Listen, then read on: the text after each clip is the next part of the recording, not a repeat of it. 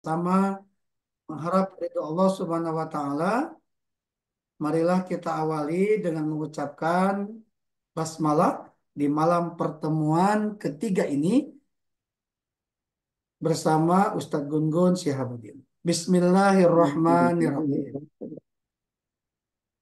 Sebelum Ustadz Gun menyampaikan kajiannya, marilah kita dengarkan pembacaan ayat suci Al-Quran yang insya Allah akan dibacakan oleh Ibu Hajah Antit. Ibu bapak yang membawa atau dekat dengan mushaf Quran, silahkan dibuka Quran surat Ad-Dukhan 1 sampai dengan 8.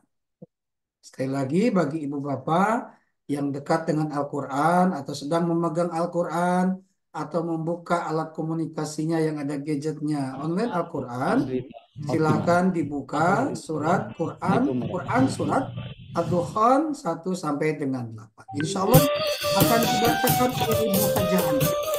Kepada beliau kami persilahkan. Bu Hajah Antit. Terima kasih Pak Mu.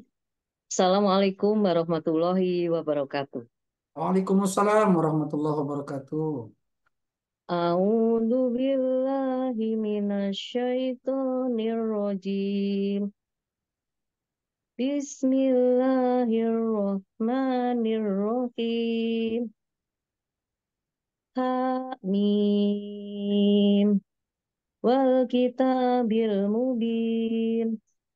Inna anzalnahu fi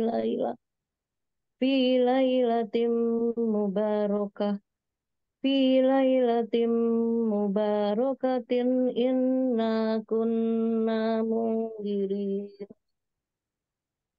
fiha yufraqu kullu amrin hakim amram min indina inna kunna mursilin rahmatam mir rabbik innahu was-sami'ul alim. Rabbis samawati wal ardi wa ma bainahuma in kuntum mukinin. La ilaha illa huwa yuhyi wa yumiit. Rabbukum wa rabbu abaikumul awwalin. Dengan nama Allah yang Maha Pengasih, Maha Penyayang. Hamim. Demi kitab Al-Quran yang jelas. Sesungguhnya kami menurunkannya pada malam yang diberkahi. Sungguh kamilah yang memberi peringatan. Pada malam itu dijelaskan segala urusan yang penuh hikmah, yaitu urusan dari sisi kami. Sungguh kamilah yang mengutus Rasul-Rasul sebagai rahmat dari Tuhanmu. Sungguh Dia Maha mendengar, Maha mengetahui. Tuhan yang memelihara langit dan bumi dan apa yang ada di antara keduanya. Jika kamu orang-orang yang meyakini, tidak ada Tuhan selain Dia. Dia yang menghidupkan dan mematikan. Dialah Tuhanmu dan Tuhan nenek moyangmu dahulu. Assalamualaikum warahmatullahi wabarakatuh. Waalaikumsalam warahmatullahi wabarakatuh. Alhamdulillahirrahmanirrahim. Semoga Allah melimpahkan rahmat keberkahan kepada Ibu Hajah Antit beserta keluarga yang sudah membacakan Quran surat Ad-Dukhan, dan semoga kita pun yang mendengarkan mendapatkan pahala dari Allah Subhanahu wa taala. Ibu bapak, para tamu Allah yang senantiasa berada di majelis ilmu, selanjutnya marilah kita simak uraian kajian yang akan disampaikan bersama Al-Mukarram Al-Ustadz Gun Syihabuddin. Kepada beliau kami persilakan. Assalamualaikum Ustadz. Waalaikumsalam warahmatullahi wabarakatuh. Ustadz di rumah atau di masjid ini? Lebat. Alhamdulillah suaranya bagus, jelas. Terang benerang. Di masjid atau di rumah? Terang Biasanya benderang di ya, masjid alhamdulillah. ini. Tafadhol Ustaz, silakan. Pulang dulu. Ulang dulu. Tafadhol Di Ustaz, masjid mangga, tok. mangga. Siap. Iya, di masjid tos nu kerek di masjid. Baik. Bismillah, alhamdulillah. Wassalatu wassalamu ala Rasulillah wa ala alihi wa sahbihi wa mawalah. Asyhadu an la ilaha illallah wahdahu la syarikalah wa asyhadu anna Muhammadan abduhu wa rasuluhu alladzi la nabiyya ba'dah. Allahumma salli wa sallim wa barik ala hadan nabiyil karim wa ala alihi wa sahbihi ajmain amma ba'd. Alhamdulillah segala puji milik Allah yang membersamakan kita di malam yang begitu istimewa, di malam spesial, di 10 hari terakhir di bulan Ramadan ini. Mudah-mudahan Allah Ta'ala memberikan penerimaan yang luar biasa atas hari-hari yang sudah kita lalui, dan juga Allah memberikan kekuatan, keistiqomahan kepada kita untuk bisa menyelesaikan sisa-sisa hari ya, yang masih ada, berarti sekitar 8 harian lagi insya Allah. Mudah-mudahan Allah kuatkan kita sehingga kita keluar dari Ramadan menjadi pemenang, para pemenang Al-Faizun, yang menjadi para pemenang. Salawat dan salam semoga senantiasa terlimpah curahkan kepada uswatun alam Nabi Muhammad Sallallahu Alaihi Wasallam. Semoga sampai kepada kerabat, sahabat, para pengikutnya yang tunduk, taat, patuh pada risalah yang dibawanya. Semoga kita semua termasuk di dalamnya. Semoga Allah Ta'ala senantiasa memberikan kekuatan, kemampuan kepada kita semua untuk bisa terus-menerus berusaha memantaskan diri menjadi hamba-hambanya yang salih, yang salihah, menjadi umat nabinya yang senantiasa bermutabaah kepada sunnah-sunnahnya, dan Allah berikan keistiqomahan kepada kita semua untuk bisa tetap teguh berada di jalan tersebut sampai kematian menjemput, sehingga Allah pantaskan kita untuk memasuki jannah yang sudah disediakannya. Bapak Ibu, rahimani rahimakumullah, duyufur rahman, para penikmat sajian yang Allah berikan kepada kita, ya, yakni bulan Ramadan dan juga 10 hari terakhir yang begitu istimewa.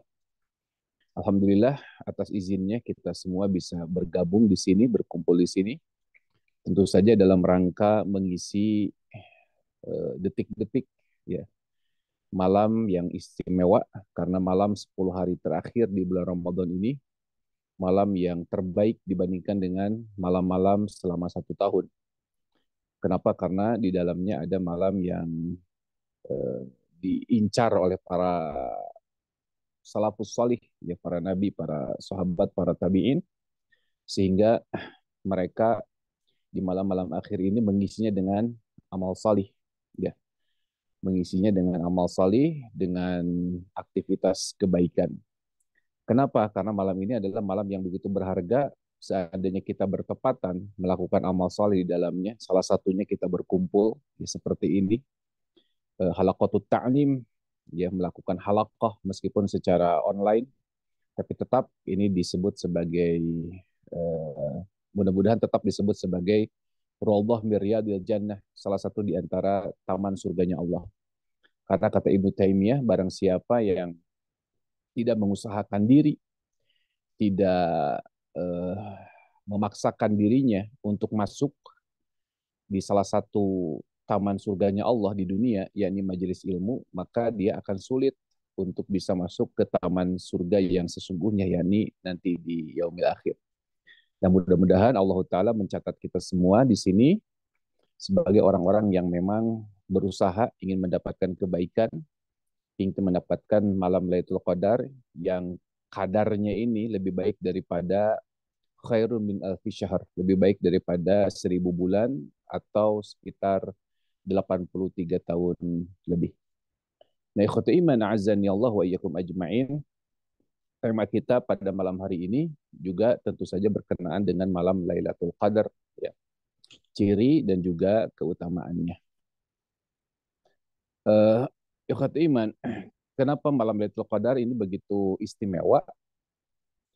Di antara keutamaan malam Lailatul Qadar pertama, boleh digeser slide-nya. Unzila fihil Quran. Karena di dalamnya diturunkan Al-Quran. Makanya kalau kita mengkritisi, kalau kita boleh mengkritisi ya, kenapa di kita malam nuzulul Quran itu dirayakan pada tanggal 17 Ramadan. Walaupun secara secara sejarah, secara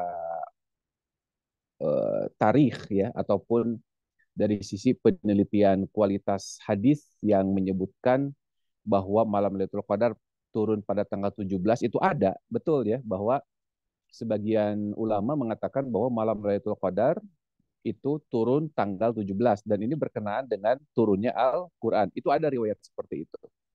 Tapi ini riwayat yang tidak kuat, riwayat yang lemah.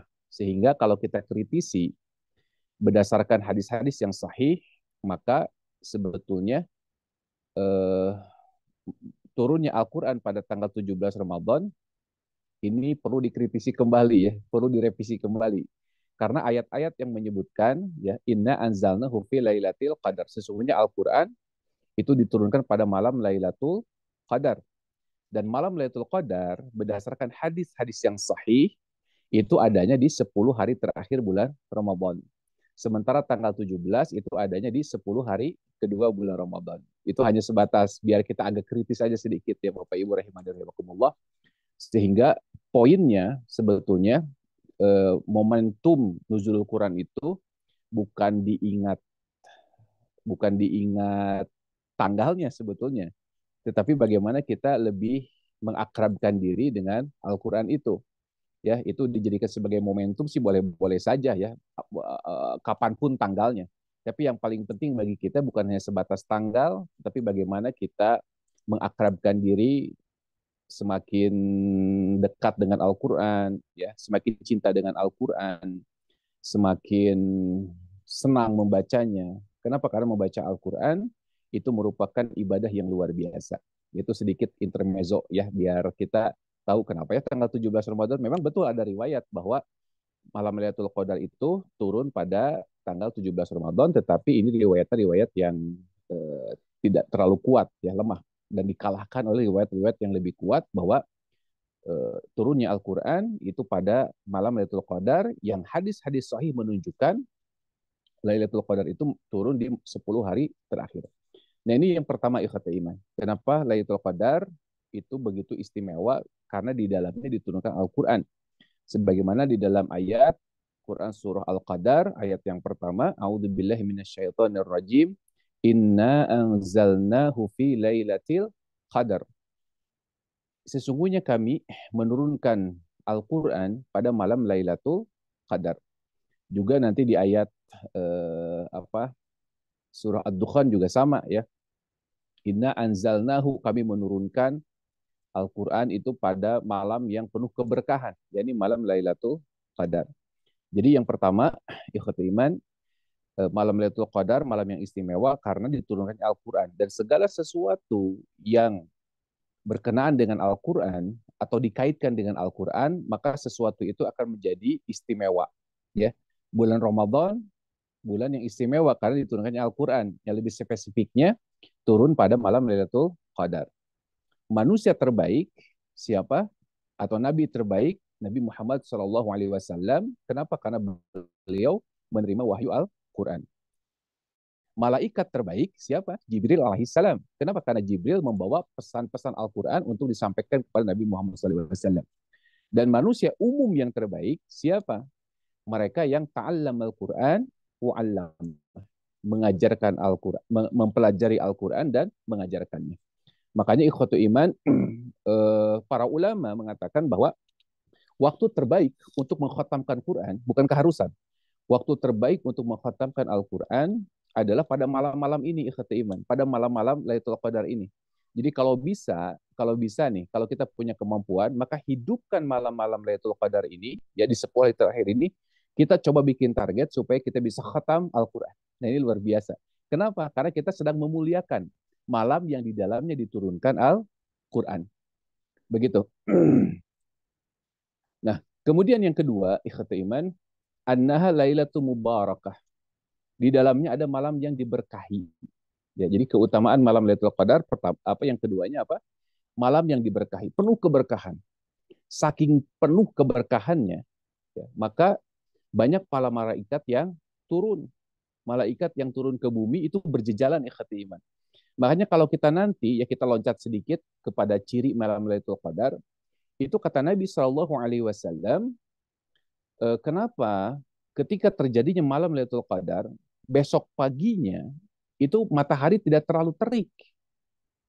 Dan ini bisa kita cirikan nih. Walaupun mungkin nantinya ada timbul penyesalan bagi kita. Ya, penyesalan apa? Kenapa tadi malam saya tidak maksimal? Ketika kita melihat ciri-cirinya itu. Dan ciri-cirinya berdasarkan hadis yang sahih, ya, yang paling menonjol dari ciri-ciri malam Lailatul Qadar ketika matahari tidak terik, ya. Imam Asy-Syanqiti di dalam tafsirnya beliau mengatakan kenapa malam itu begitu apa siangnya begitu redup. Kenapa? Karena banyak malaikat yang naik lagi ke langit setelah malamnya turun ke bumi karena saking banyaknya keberkahan di bumi, ya. Turunnya malam Lailatul Qadar, banyaknya keberkahan sehingga malaikat turun, ya. Tanazzalul malaikatu warruhu fiha min kulli amrin min kulli amr. Kan gitu di di malam tersebut malaikat turun dan juga Jibril turun. Ar-Ruh di sini artinya siapa? Jibril. Nah, ketiga pagi harinya mereka naik lagi ke atas. Sehingga kata Imam Asy-Syanqiti, sayap-sayap malaikat itu menutupi cahaya matahari. Ribuan malaikat yang naik ke langit itu menutupi cahaya matahari sehingga matahari itu tidak begitu terik. Kenapa? Karena terhalangi oleh sayap-sayap malaikat. Wallahu taala alam, tapi begitulah para ulama tafsir dan ini banyak juga dikutip oleh siapa ulama-ulama mutaakhirin ya seperti Syekh Shalih Utsaimin ya beliau juga mengutip tafsirnya Imam Asy-Syanqiti ya sehingga kenapa salah satu ciri ketika terjadi malam Lailatul Qadar itu karena matahari tidak begitu terik ya tidak begitu terang gitu karena malaikat pada naik lagi ke langit ya pada naik lagi ke langit sehingga tertutupi cahaya tersebut. Nah, itu yang kedua ikhwati iman. Kemudian yang ketiga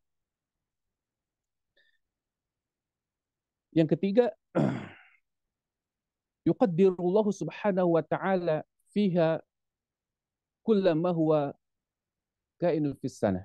Ya. Allah mentakdirkan Allah mentakdirkan pada malam tersebut ya untuk takdir-takdir tahunan ya. Jadi Allah taala menetapkan pada malam tersebut takdir tahunan. Begitu. Tentu takdir tahunan ini tidak apa namanya tidak berlawanan atau tidak bertentangan dengan takdir yang secara umum sudah dituliskan oleh Allah Ta'ala di Lauhil Mahfud 50.000 tahun sebelum langit dunia diciptakan. Ya. Nah makanya nanti kita satu-satu dulu ya nanti di depan ada penjelasannya di depannya. Jadi yuqaddirullahu subhanahu wa ta'ala Allah menetapkan takdir pada malam tersebut. Sebagaimana dalam Quran surah Ad-Dukhan yang tadi dibacakan, fiha yufraqu kullu amrin hakim amran min indina inna kunna mursalin kata Allah. Di malam tersebut, di malam yang penuh dengan keberkahan itu, ya, Allah jelaskan, Allah paparkan ya takdir-takdir yang penuh dengan hikmah. Ya. Urusan yang ada di sisi kami dan kami utus para rasul ya. Dan kita lihat di ayat ini ya Allah Ta'ala menjelaskan kepada kita semua bahwa di malam Lailatul Qadar Allah Ta'ala menjelaskan takdir tahunan kata para ulama. Ya. Apakah takdir tahunan itu mengubah takdir yang 50.000 tahun yang sudah Allah tetapkan? Tidak. Nah, kita loncat dulu boleh diloncat dulu dua slide ya. Nah ini. Eh, satu, dua, boleh ya. Waqad sumiyat lailah bihadal ism. Ya, malam ini dinamakan malam Lailatul Qadar. Satu lagi. Nanti kita mundur lagi ya.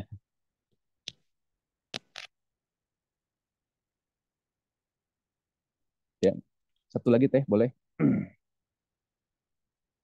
Slide-nya satu lagi ya. Nah, ini ya. Wa qad sumiyat lailata bihadzal ism. Malam ini dinamakan malam Lailatul Qadar. Lianna Allah Ta'ala yuqaddiru fiha al-arzaq wal ajal. Pada malam ini Allah mengqadar, menentukan rizki dan ajal. Wa hawadithul alam kullaha. Ya. Seluruh kejadian alam ditetapkan tuh untuk takdir 1 tahun itu. Fayaktub fiha al-ahya wal amwat. Menentukan siapa yang hidup dan yang mati ya di malam itu. Ya, ditetapkan tuh untuk 1 tahun ke depan. Kemudian wan najun wal halikun, orang yang selamat dan juga orang yang celaka. Was suada wal ashqaya, orang yang bahagia dan juga sengsara. Wal haj wad daj, orang kaya dan juga orang yang melarat. Wal aziz wal dzalil, ya, orang yang mulia dan juga orang yang terhina. Ya. Musim kemarau dan musim panen. Dan segala yang Allah inginkan pada tahun tersebut. Fitil kasana, ya, pada tahun itu. Jadi pada tahun itu di malam Lailatul Qadar itu dijelaskan, ya. Yufrok, ya, dijelaskan oleh Allah Taala kepada para malaikat. Artinya ikhwatu iman, takdir tahunan ini bukan takdir yang keluar dari takdir yang sudah secara umum Allah tuliskan di Lauhil Mahfuz. Tidak. Jadi dari Lauhil Mahfuz, takdir itu tertutup rahasia bagi Allah Taala. Nah, di malam Lailatul Qadar Allah jelaskan tuh untuk tahun ini dikeluarkan gitu ya, kata para ulama begitu.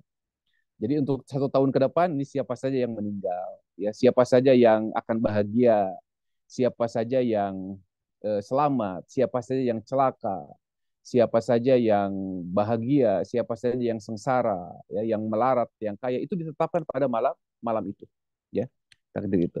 Artinya ikhwatu iman, jangan keliru ya ketika kita apa namanya eh, beribadah di malam tersebut, bukan berarti kita ingin mengubah takdir yang sudah ada, bukan ya kata iman. Jadi Allah tetapkan pada malam tersebut takdir untuk seluruh alam, ya, takdir untuk seluruh alam, manusia dan juga yang lainnya, gitu.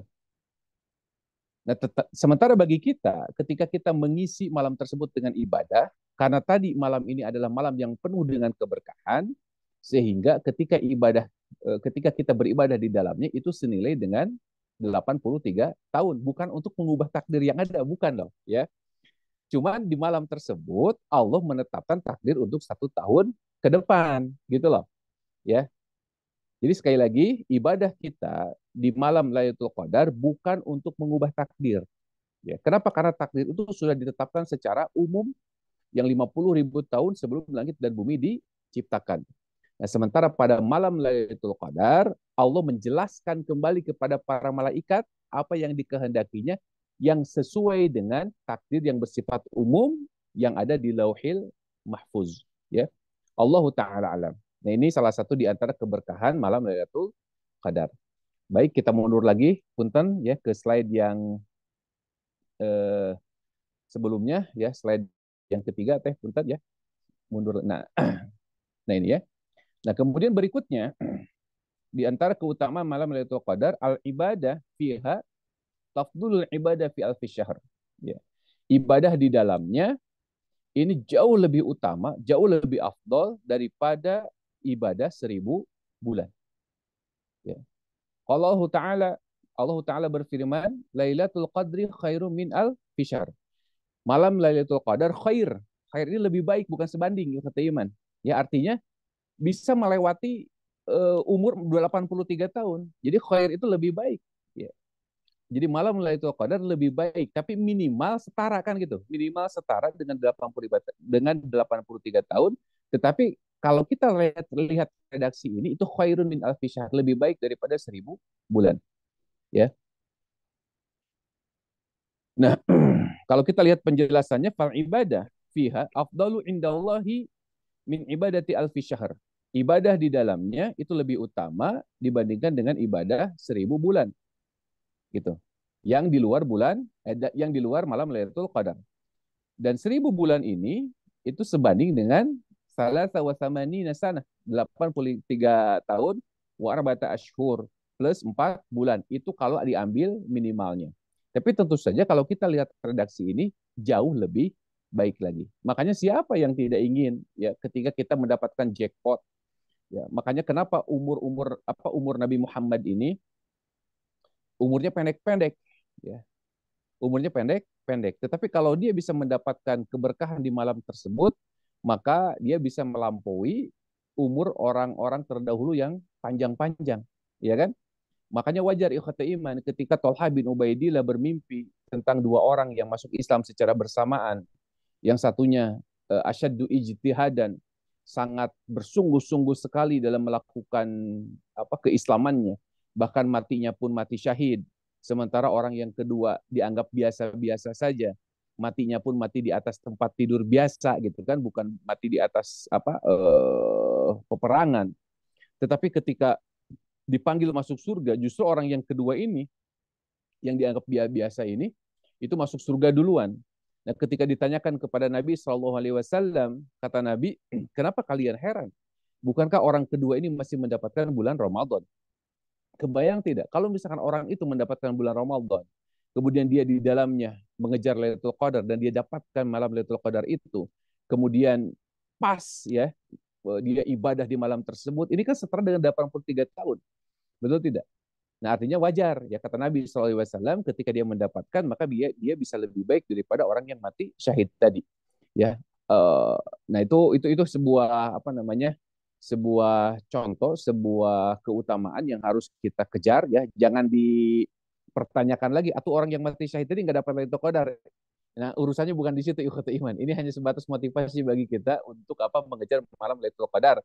Jangan sampai kita menyia-nyiakan malam malam tersebut ya. Nah, kemudian ikhwatul iman berikutnya yanzilu fiha Jibril wal malaikah bil khairi wal barakah. Turun ya di malam tersebut malaikat Jibril dan juga malaikat-malaikat lainnya dengan membawa kebaikan dan juga keberkahan. Ya.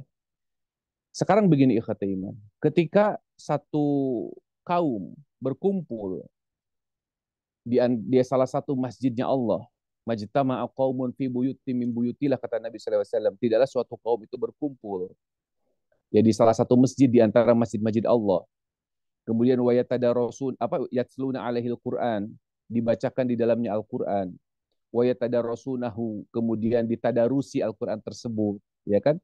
Kata Nabi apa? Illa khafat alaihimul malaikah, kecuali malaikat akan menaunginya. Kecuali malaikat akan menaunginya. Itu di hari-hari biasa. Kebayang tidak? Kalau misalkan di malam ini ya Allah menurunkan malaikatnya karena bertepatan dengan malam Lailatul Qadar, turun atas perintah Allah. Dan kita sedang melakukan kebaikan. Kita sedang bertolabul ilmi, kita sedang mengkaji, kita sedang mengaji. Gimana kebaikan itu ikhwati iman? Luar biasa. Malaikat akan mendoakan kita. Allahumma gfirlahum, Allahumma arhamhum. Ya Allah, sayangi mereka. Ya Allah, ampuni mereka. Sementara yang namanya manusia ini kan butuh dengan rahmatnya Allah, butuh dengan magfirahnya Allah. Dan malaikat diutus oleh Allah, diperintahkan oleh Allah, ditunjuk tuh orang-orangnya.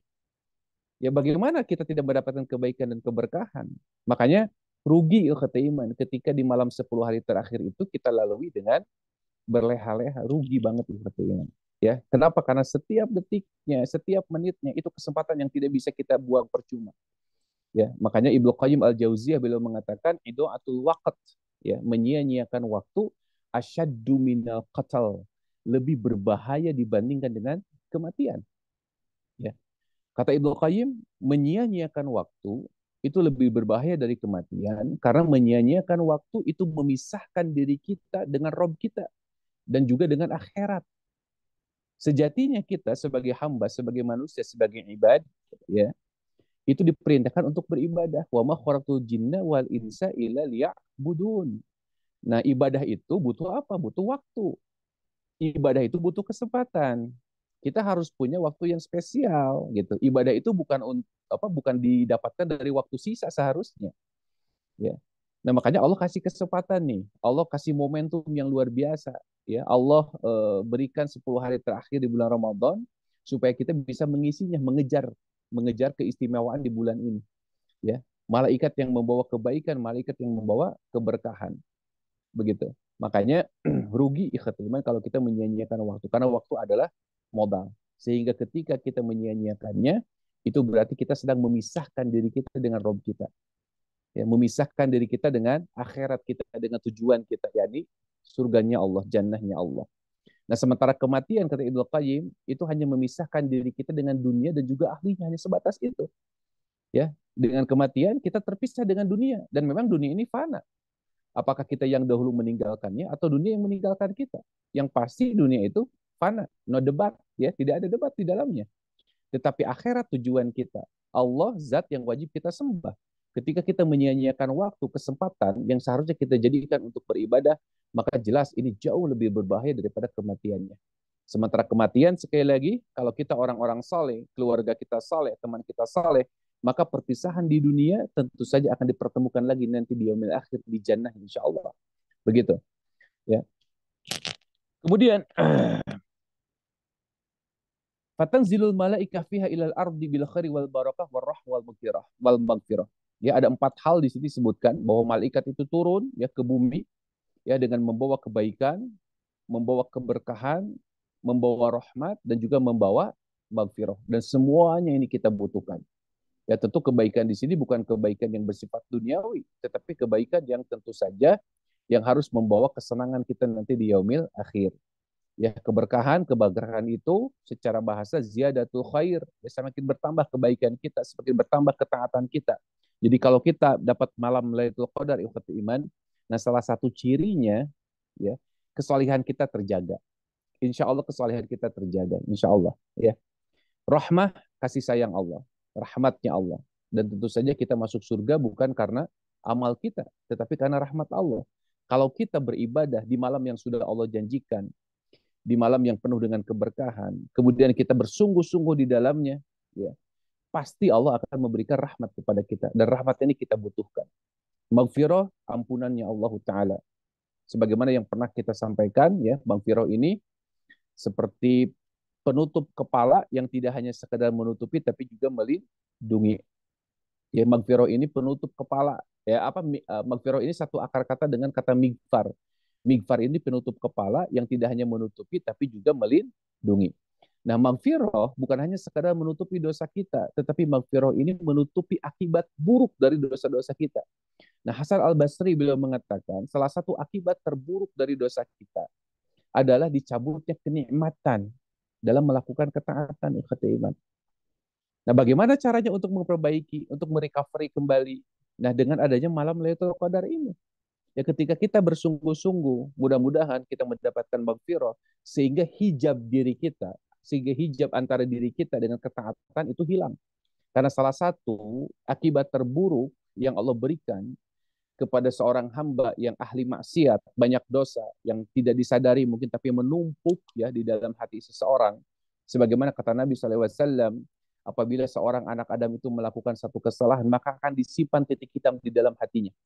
Satu kesalahan titik hitam lagi, satu kesalahan titik hitam lagi, terus sampai hatinya itu gelap sehingga tidak ada cahaya di dalamnya, sehingga dia tidak sensitif lagi terhadap dosa, sehingga dia tidak tertarik lagi melakukan ketaatan ikhwatul iman. Tetapi di malam Lailatul Qadar, seandainya dia bersungguh-sungguh, dia serius, dia mengejar keutamaannya, dia mengejar khair, barokah, rahmah, mudah-mudahan dia mendapatkan maghfirah. Dan dengan maghfirah tersebut, Allah kikis semua penghalang itu. Sehingga Allah kembalikan lagi kenikmatan untuk melakukan ketaatan. Ikhwatu iman, coba perhatikan. Ibnu Rajab Al-Hambali beliau mengatakan begini. Tidak semua orang itu diberikan al-hasanah ba'dal hasanah. Tidak semua orang itu diberikan kenikmatan untuk melakukan kebaikan setelah melakukan kebaikan.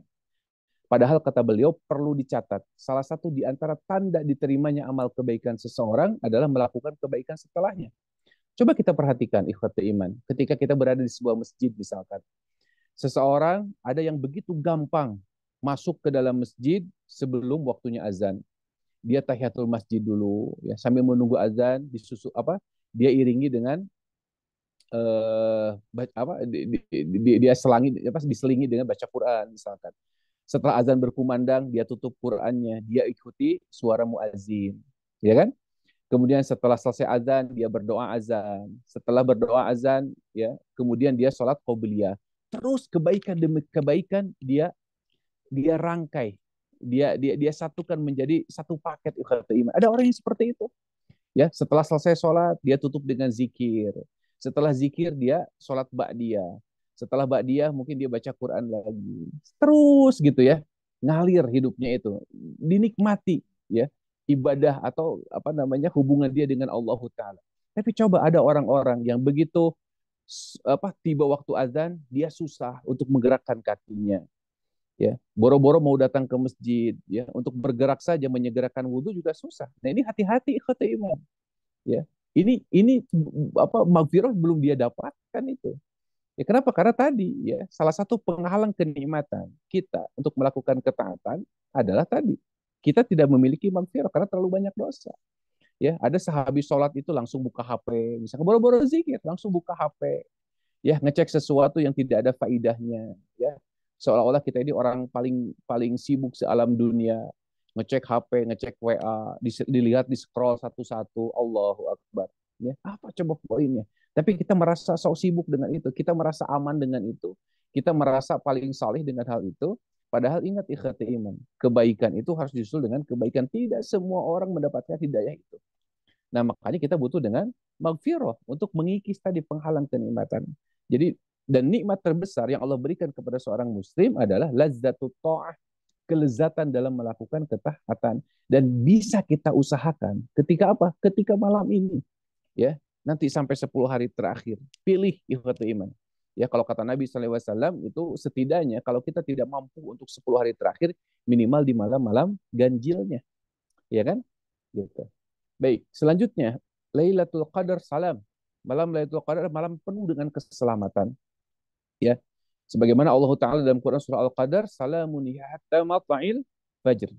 Keselamatan ya di dalamnya sampai tiba waktu fajar. Ya, fahiya khaliyah minasyir wal adza. Artinya keselamatan di sini apa? Di malam tersebut ikhwatu iman. Ya, jangan sampai kita melakukan keburukan, ya. Karena di malam tersebut tidak ada tuh keburukan. Ya, tidak ada apa namanya sesuatu yang menyakitkan. Wa taksuru fiha ta'ah wal a'malu khair wal bir. Di dalamnya banyak sekali ketaatan, amal-amal baik dan juga kebaikan secara umum. Wa taksuru fiha salamah minal azab. Di dalamnya juga apa? Keselamatan dari azab. Fahiya salamun kulluha, ya. Semua di dalamnya keselamatan. Di dalamnya keselamatan semua. Bahkan kata para apa namanya? Para ulama tafsir ya, di malam tersebut Allah tidak melempar bintang ya terhadap jin.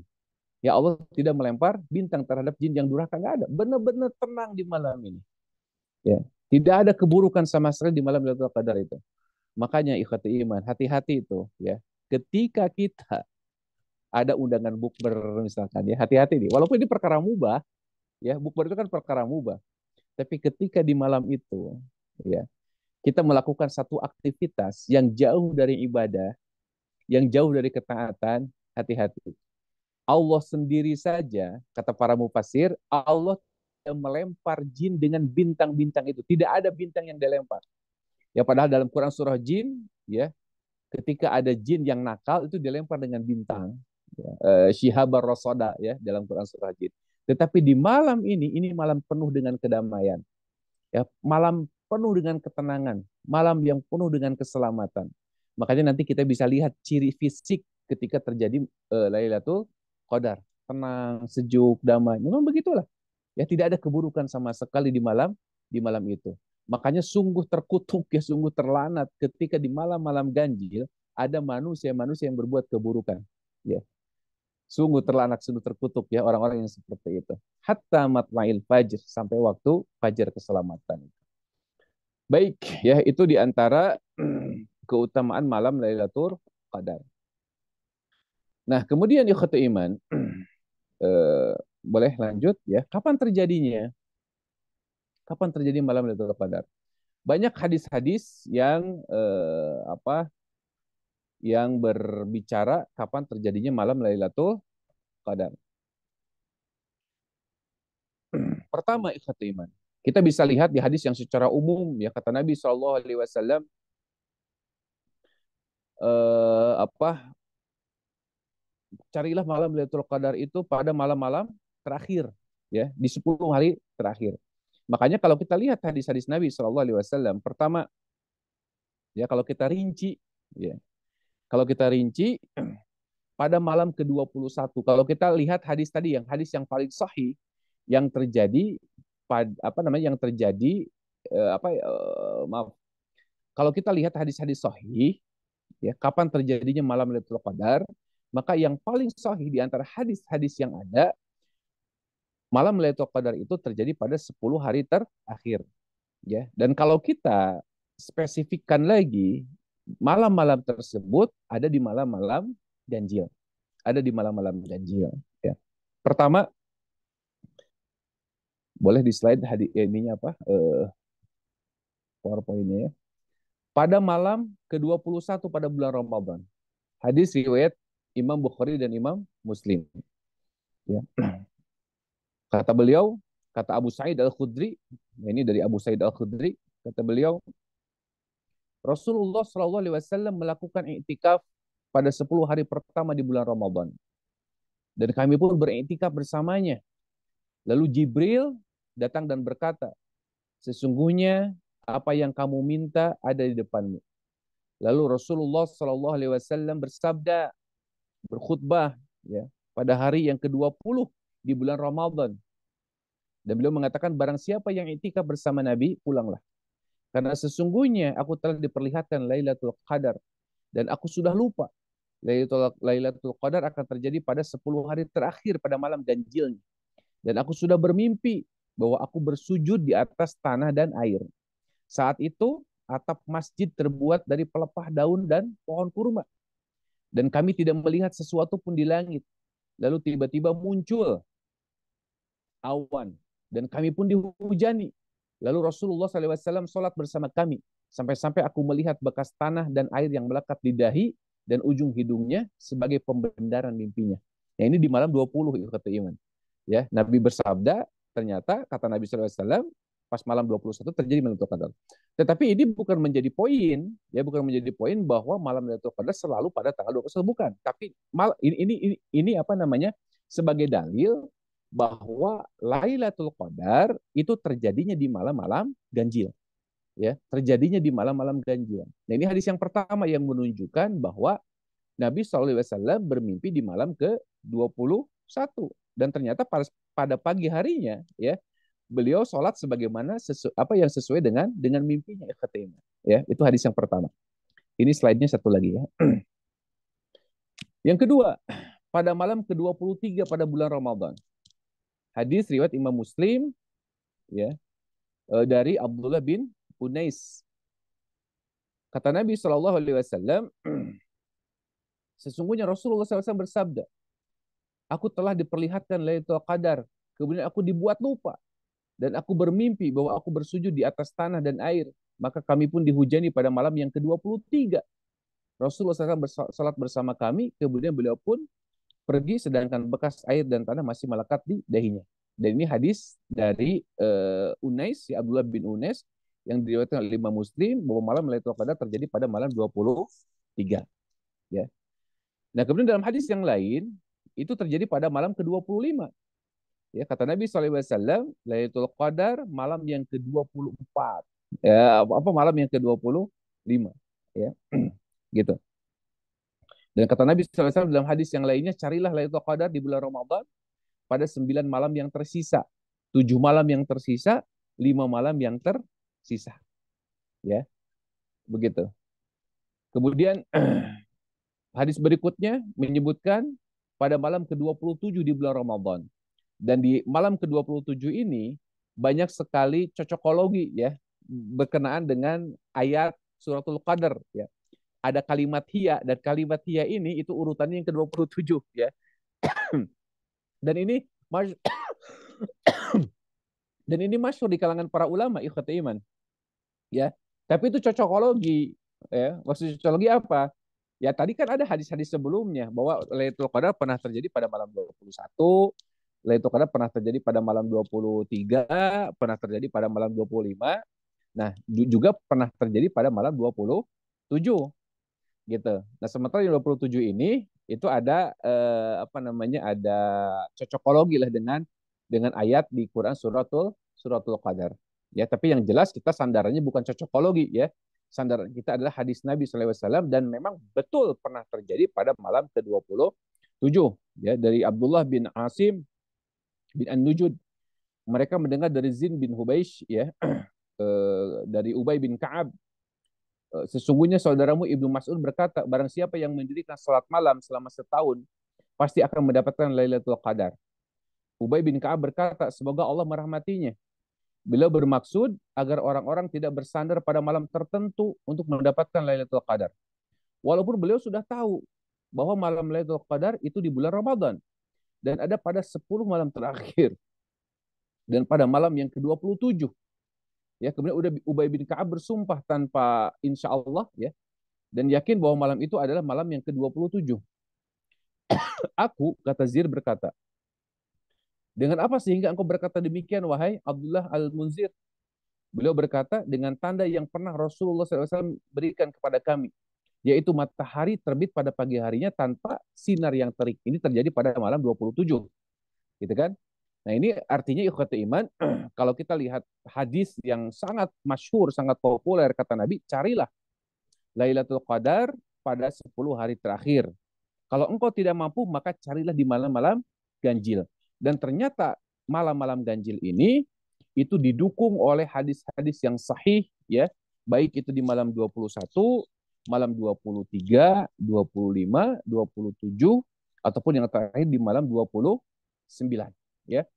Gitu. Nah, ini kita harus serius ya nanti terutama di malam-malam ganjil. Jadi kalau kita tidak mampu, kata Nabi SAW, untuk 10 hari terakhir, maka kalian jangan terlena, jangan terlalaikan di malam-malam ganjilnya ya. Jadi incer tuh. Ya, kita masih punya beberapa hari lagi yang malam ganjil. Nah, di malam ganjil harus lebih dikuatkan lagi kata iman ya. Itu beberapa clue dari Nabi SAW kapan terjadinya malam Lailatul Qadar. Selanjutnya, hikmah dibalik tidak disebutkannya malam tertentu ya. Ini hikmahnya. Al hikmatu min ikhfa'i lailatul qadar. Hikmah disembunyikannya malam Lailatul Qadar. Pertama, ikhwati iman, liyashghalal muslimul aqil waqtihi bima huwa matlubu minhu minal ibadah tulus syahr wa khasah fil ashril awakhir min wala yanshaghalu bil bahsi an mau'idiha wa waqtiha ya. Supaya apa? Kenapa disembunyikan? Yang pertama, supaya kaum muslimin ini disibukkan dengan berbagai macam ibadah ya di sepanjang bulan Ramadan. Kenapa disibukkan? Kenapa tidak dirahasiakan? Biar disibukkan aja oleh ibadah. Karena semakin banyak ibadah, tentu semakin baik baginya. Kalau seseorang itu tahu, ya tentu saja ya dia akan memilih satu malam itu, ya akan memilih satu malam itu. Padahal dengan banyaknya hari yang dia gunakan, tentu saja akan semakin banyak pahala yang dia dapatkan, gitu. Tidak hanya pada malam Lailatul Qadar saja, tetapi malam-malam lainnya pun dia akan mendapatkan berbagai macam kebaikan. Nah, tentu saja clue ini untuk memudahkan, tapi bukan berarti untuk mempersempit amalan. Ya, betul 10 hari terakhir ini lebih di apa namanya tidak disebutkan pokoknya di bulan Ramadan tidak, tapi dipersempit lagi supaya kita tidak terlalu susah. Kenapa? Karena setiap orang memiliki kemampuan yang berbeda.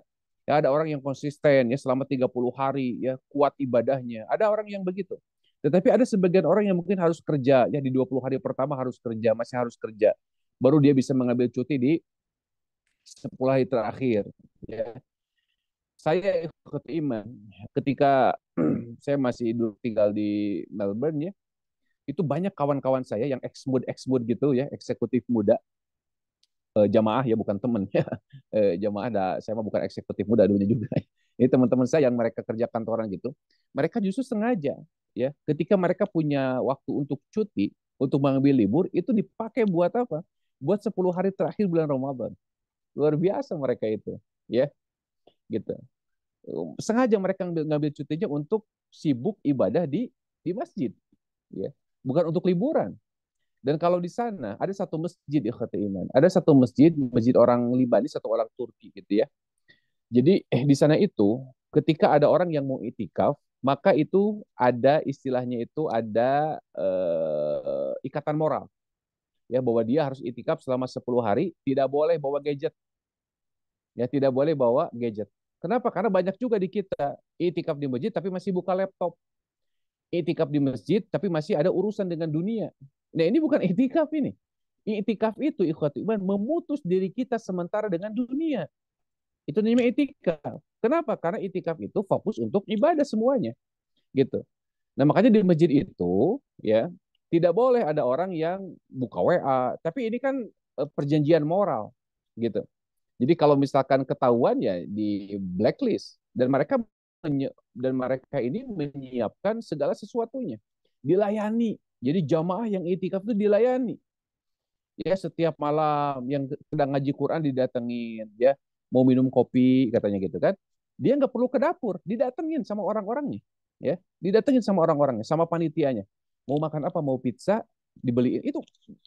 Wallah dibegitukan, di apa namanya, diistimewakan orang-orang yang itikaf itu. Kenapa? Karena mereka itikafnya serius. Ya orang-orang yang melayani tamu-tamu Allah, orang-orang yang melayani worshiper ya, orang-orang yang beribadah dengan sungguh-sungguh. Tentu mereka pun yang melayani akan mendapatkan pahala, kan begitu. Tetapi kalau melayani orang yang setengah-setengah, ya ini kan nggak benar juga. Ya ada orang yang itikaf tapi setengah-setengah di masjid cuma pindah tidur misalkan. Di masjid masih ngerjain kerjaan yang bersifat dunia, nah, ini bukan itikaf. Sementara itikaf itu sekali lagi memutus sementara antara dirinya dengan dunia untuk mengisinya dengan ibadah. Ya, makanya untuk apa kenapa dirahasiakan malam tersebut? Biar manusia itu disibukkan dengan ibadah, ya, disibukkan dengan amal soleh. Jadi semakin banyak kesibukannya beramal soleh, tentu semakin baik baginya. Ya, seperti beginilah contoh. Kalau saya ilustrasikan ikhwati iman, kalau saya ibaratkan, ya ada orang yang sudah tahu cara baca Quran, ya tajwidnya udah tahu, hukum-hukumnya sudah tahu, hak mustahak hurufnya sudah tahu, misalkan. Kemudian dia disuruh membaca, dikasih waktu 1 jam, disuruh membaca 1 juz misalkan. Ya, dia selesai dalam waktu setengah jam 1 juz itu, ya perfect, setengah jam selesai. Dan dia punya waktu setengah jam lagi sisanya, ya. Dia punya waktu setengah jam lagi sisanya. Kemudian dia gunakan untuk hal-hal yang kurang bermanfaat, kata iman. Ya, dia sudah tidak sibuk lagi. Kenapa? Karena dia tahu celahnya bagaimana baca Quran. Betul tidak? Sehingga sisanya itu dia tertipu oleh kepintarannya, dia tertipu oleh kepandaiannya, dia tertipu oleh kefasihannya membaca Al-Quran. Sehingga waktu yang sisa itu dia gunakan untuk sesuatu yang mungkin kurang bermanfaat. Ya, bisa saja kan seperti itu, dipakai main game misalkan ya dan seterusnya. Tetapi ada orang yang dia baru belajar baca Quran, terbata-bata, dikasih waktu sama 1 jam, disuruh baca 1 juz, ternyata nggak selesai itu 1 jam itu, nggak selesai 1 jam itu. Tapi dia sibuk selama 1 jam itu dia sibuk membaca Al-Quran. Tidak ada 1 menit pun yang terbuang sia-sia kecuali mulutnya mengeluarkan kalimat-kalimat Quran, huruf-huruf Al-Quran. Kira-kira mana yang lebih baik? Yang pertama atau yang kedua? Dilihat dari keberkahan tentu yang kedua ikhwatu iman. Dilihat dari keberkahan. Kenapa? Karena waktunya itu full semuanya dipakai untuk ibadah. Nah begitu pula kenapa dirahasiakan di malam Lailatul Qadar. Kalau cuma 1 malam saja mungkin sisanya itu dipakai buat leha-leha. Ya, kita tidak terlalu serius ibadah. Ya, kita nanti aja tanggal 27 kita tunggu ya. Jadi sekarang kita masih bisa bukber ya, kita masih buka apa taraweh masih dilewat dan seterusnya. Nggak ada itu apa namanya liasgalnya itu ya untuk menyibukkan diri ibadah itu nggak ada. Kenapa? Karena kita sudah tahu. Sama seperti tadi orang yang baca Quran, karena dia sudah mahir, karena dia sudah fasih, ya santai saja. Waktu setengah jamnya digunakan untuk hal yang tidak bermanfaat. Makanya kata Hasan Al Basri beliau mengatakan, tidaklah seseorang itu sampai kepada derajat muttaqin sampai dia meninggalkan perkara yang mubah karena khawatir terjerumus kepada kekeliruan. Perkara yang mubah awalnya, tetapi kalau dipakai itu bisa terjerumus kepada kekeliruan. Tadi waktu sisa itu kan mubah, hak dia 1 jam, ya. Tapi dia pakai setengah jam, itu hak dia kan, dia 1 jam itu. Tapi setengah jamnya ternyata dipakai untuk hal yang mungkin kurang bermanfaat, ya. Justru malah lago, justru malah apa sia-sia, justru malah mendatangkan dosa. Nah makanya itu satu yang pertama. Kenapa dirahasiakan? Biar kita menyibukkan diri, ya, menyibukkan diri untuk apa? Untuk beribadah. Semakin banyak waktu yang terpakai, maka semakin berkah, ya. Kehidupan kita makin berkah insya Allah. Yang kedua, liyu'azzimil muslimin, ya, layali Ramadan jami'a,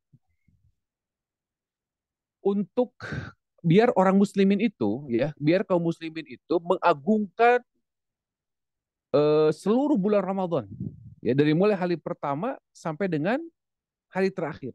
Jadi Ramadan ini kan mulia, ya, Ramadan ini kan istimewa, tidak hanya 10 hari terakhir saja, gitu. Ya walaupun kata Ibnu Rajab, beliau menasehati kita nih, barang siapa yang di awalnya dia kurang melakukan kebaikan.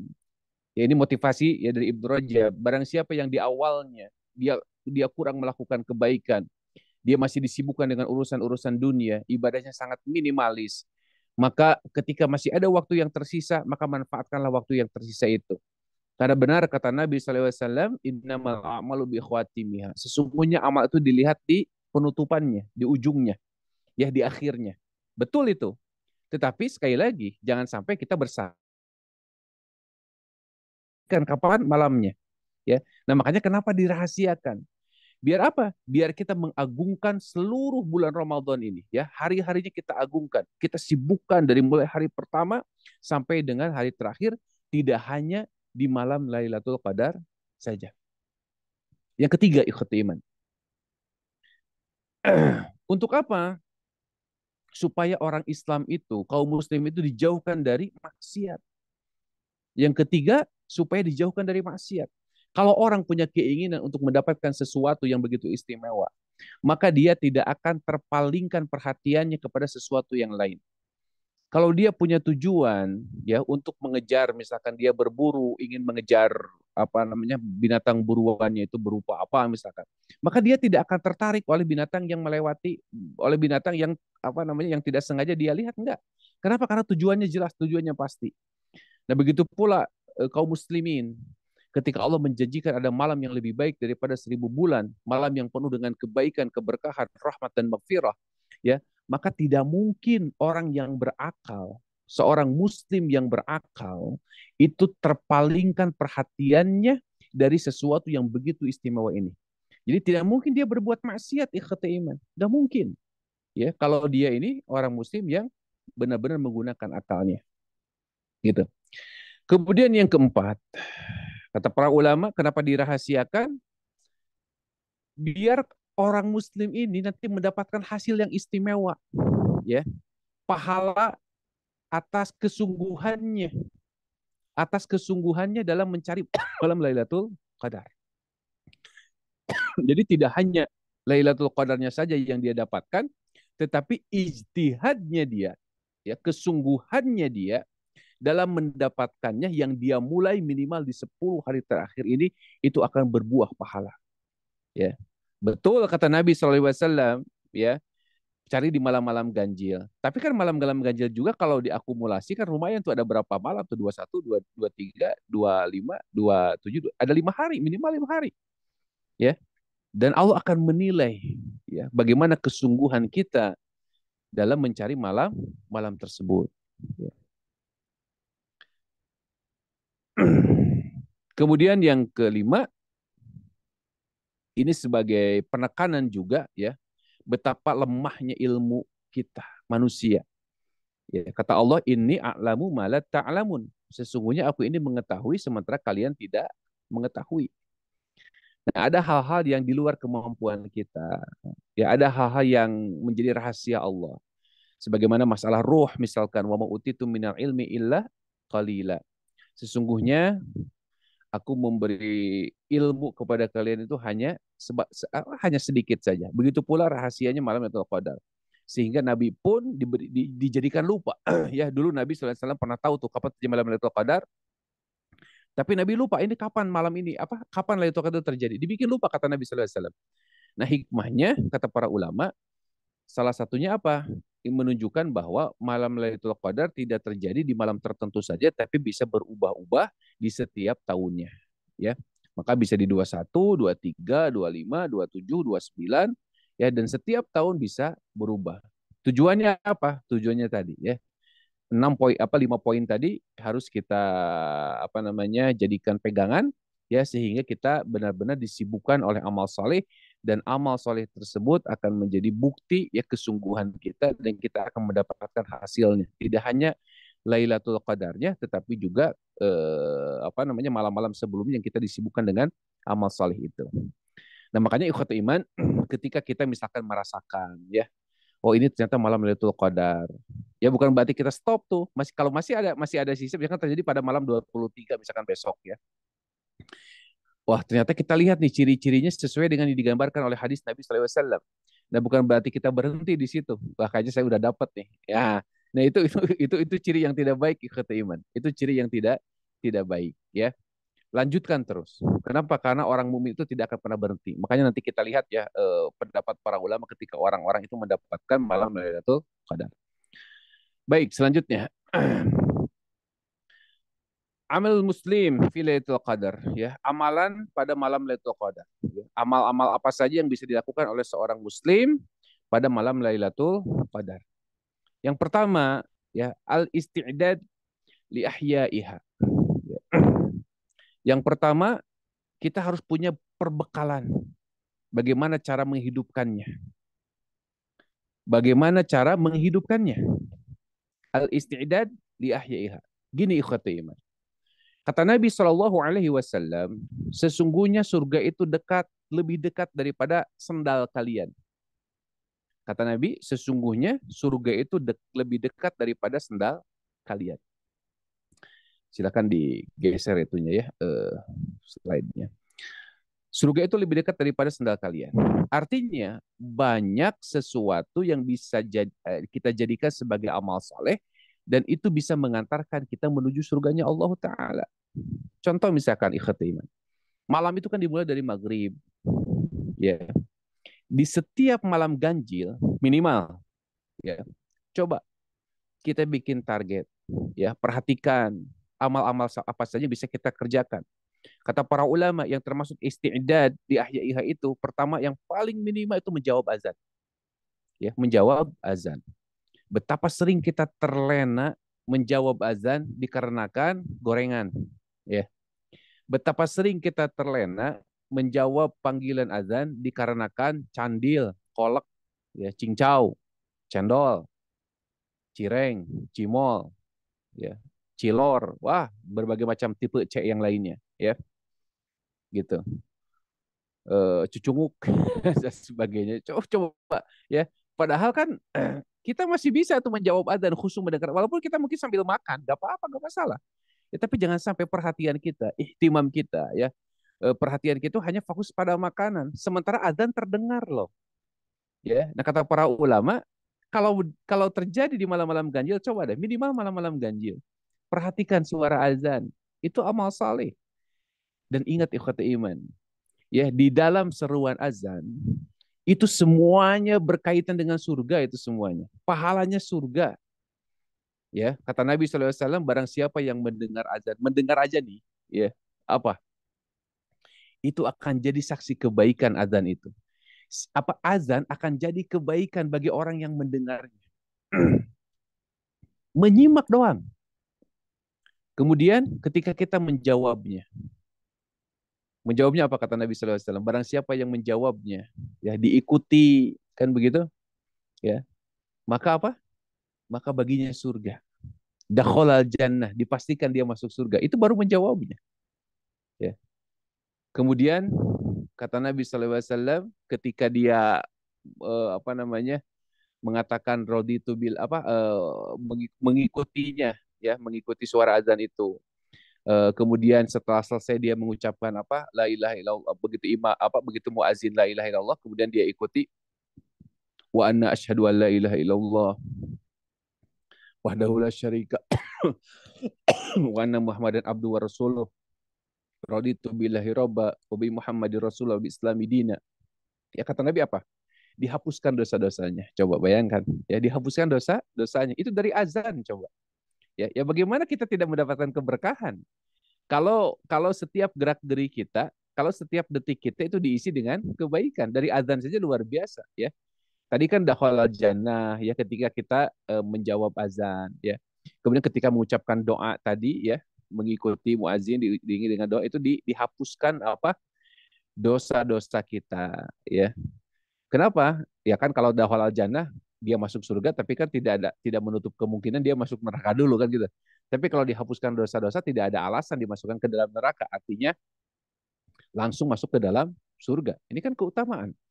Kemudian kata Nabi bersolawat. Barang siapa yang bersolawat, Allah akan bersolawat kepadanya 10 kali. Ya, solawat Allah kepada hamba apa? Dirahmati, diproteksi.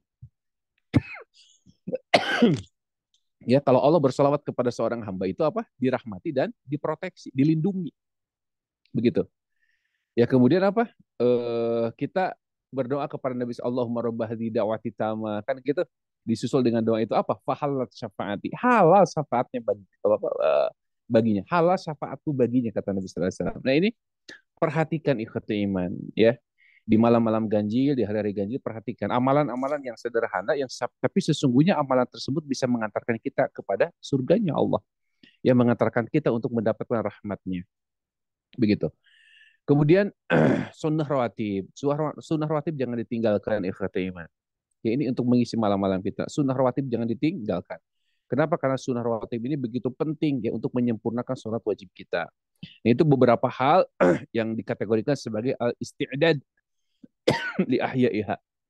Ya, persiapan supaya kita bisa menghidupkan malam tersebut dengan berbagai macam amal salih. Yang kedua, qiyam. Qiyam ini apa? Baik itu sholat tarawih ataupun nanti tahajud. Qiyam. Ya. Kata Nabi SAW, man qama lailatal qadar. Barang siapa yang sholat pada malam lailatul qadar, gufiro lahu ma taqaddama min zanbi. Imanan wahtisaban gufiro lahu ma taqaddama min zanbi. Dengan iman, dengan ihtisab, maka Allah akan hapuskan dosa-dosanya yang telah lalu dan yang akan datang. Dan ingat, qiyam ini sempurnakan ya, selesai bersama imam. Ya jangan kabur duluan, kata iman. Sayang kalau kita kabur duluan. Banyak orang-orang yang sholat malam tapi kemudian kabur duluan. Ya, padahal kata Nabi Sallallahu Alaihi Wasallam, barang siapa yang sholat hatta yang sarif ma'al imam sampai dia selesai bersama imam, maka dia akan dicatat sebagai orang yang sholat semalam penuh, ya, orang yang sholat semalam penuh. Kemudian ikhwati iman, selanjutnya ad-du'a wa zikr, banyak berdoa, banyak berzikir, banyak doa, banyak zikir, ya. Kemudian qiraatul Quran, jelas membaca Al-Quranul Karim, ya. Kita lanjut dulu. Nah, di antara doa yang diajarkan Nabi SAW, ya, dari Ummul Mukminin Aisyah radhiyallahu anha, beliau berkata, "Ya Rasulullah, ara'aita in alimtu ayu lailat ayu lailatin lailatul qadr ma aqulu fiha?" Qala qawli Allahumma innaka afuwun tuhibbul afwa fa'fu anni, ya. Jadi salah satu doa yang diajarkan Nabi SAW, dan ini semua sepakat. Doa ini yang harus paling banyak kita baca, ya. Allahumma innaka afuwun karim tuhibbul afwa fa'fu anni. Di sebagian hadis yang lain tidak ada karimnya, ya. Di sebagian hadis yang lain Allahumma innaka afu. Tapi hadis ini juga ada, gitu kan? Ini disahihkan juga oleh Syekh Al-Albani, artinya dua-duanya boleh dipakai, ya. Jangan sampai kita sibuk dengan masalah karimnya, ya, bukan esensinya gitu ya. Kan ada orang yang ini karimnya nggak ada nih gitu kan. Saya sengaja menampilkan hadis yang ini. Saya sengaja yang menampilkan hadis yang ini. Kenapa? Karena hadis yang ini pun sahih ya, dinilai oleh para ahli hadis. Yang hadis yang ada tambahan karimnya pun itu termasuk kategori hadis yang sahih. Nah, sementara Allahumma innaka afu itu jelas sahih, itu sudah sahih ya. Yang banyak dikritisi itu justru hadis yang ini. Kenapa? Karena ada karimnya. Tapi ternyata hadis ini pun dikategorikan sebagai hadis yang sahih insya Allah. Ya, ada karimnya gak masalah. Allahumma innaka afuwun karim atau Allahumma innaka afu tuhibbul afwa fa'fu anni. Dan ini doa yang harus kita perbanyak ikhwata iman. Doa yang harus kita perbanyak. Ini mana nih operator slide-nya nih? Udah kelewat beberapa slide ya. Allah keafus. Terus ini diulang-ulang. Kalau seandainya kita mengulang-ulang doa ini ya sampai puluhan bahkan ratusan kali silahkan. Ya, silahkan. Karena kata Nabi SAW, perbanyaklah doa ini. Ya, Allahumma innaka afu tuhibbul af fa'fu'an. Ya, fa'fu'anni. Kemudian ikhwati man azani Allah wa iyyakum ajma'in. Ada hadis yang lain, ya. Kalau kita mau menambah dengan hadis yang lain, walaupun ini bukan doa yang khusus pada malam Lailatul Qadar, tetapi hadis ini, doa ini adalah doa yang utama, yang afdol, ya. Sebagaimana dari Anas bin Malik radhiyallahu an, ketika seseorang datang kepada Nabi SAW, ya Rasulullah, ayud doa afdol. Doa apa yang paling afdol? Kata Nabi, sal, mintalah kepada Allah al-afwa wal afiyah. Minta kepada Allah pemaafan dan juga afiyah. Apa itu afiyah? Afiyah itu kesehatan batin, ya. Dijauhkan dari segala macam penyakit, ya. Kemudian dari kesehatan itu muncul ketaatan, kesenangan untuk beribadah, melakukan ketaatan. Nah, ini afiyah namanya. Beda dengan kalau sehat kan hanya sebatas jasad saja kalau sehat itu, ya. Kalau sehat hanya sebatas jasad. Gimana kabarnya? Alhamdulillah sehat walafiat. Nah, kalau walafiat tunggu dulu nih. Bener nggak? Ya, ada orang yang ngaku-ngaku afiah tapi sholat telat gitu kan. Sholat sunnah jarang dikerjakan. Nah, ini hati-hati tuh jemput afiahnya. Mungkin dia sehat secara fisik, tetapi afiahnya belum tentu dia dapatkan. Makanya yang diminta apa yang diajarkan oleh Nabi, ya mintalah afwa dan afiah. Bukan hanya sekedar sehat, tapi afiah. Jadi afiah ini sehat batin, sehat jasad, yang dengan kesehatan tersebut dia semakin bertambah ketaatan. Itulah afiah. Di dunia wal akhirah, di dunia ataupun di akhirat, ya. Nah, ini salah satu di antara doa yang utama ya ketika malam Lailatul Qadar, minta afwa dan juga minta afiah. Ya. Teks doanya sebagaimana diriwayatkan dalam hadis Imam At-Tirmizi, ya. Hadis riwayat Imam At-Tirmizi, Allahumma inni as'aluka al-afiyah fid dunya wal akhirah. Ya Allah, sesungguhnya aku memohon maaf, ya, memohon ya. Dan juga keselamatan, afiah, keselamatan di dunia dan akhirat, di dunia dan akhirat. Allahumma inni as'alukal afa wal afiyah fi dini wa dunyaya. Ya Allah, aku memohon maaf dan juga keselamatan dalam agama dan dunia, ya, keluarga dan juga harta bendaku.